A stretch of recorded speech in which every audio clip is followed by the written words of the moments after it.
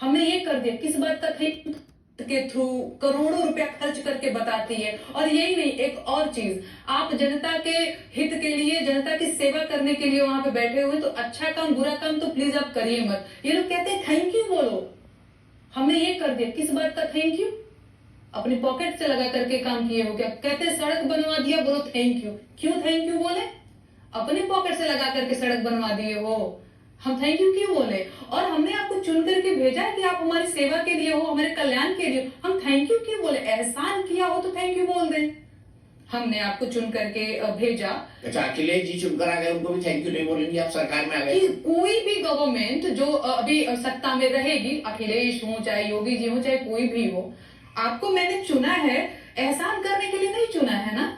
इतने सारे लोगों ने मिलकर के आपको भेजा है कि आप जाओ और जनता के हित में फैसले लेना, जनता के हित के लिए काम करना, ठीक है, वो आपकी ड्यूटी है। और अपनी पॉकेट से पैसा लगा करके आप कोई काम नहीं कर रहे हैं जिसमें आप अच्छा काम और बुरा काम कह रहे हैं कि अच्छा काम कर दिया मैंने, रोड बना दिया, बोलो थैंक यू। कोई थैंक यू वैंक यू नहीं। मैं तो लोगों को भी कहना चाहूंगी कि बिल्कुल थैंक यू मत बोलिए, किसी ने एहसान नहीं किया है आपके ऊपर।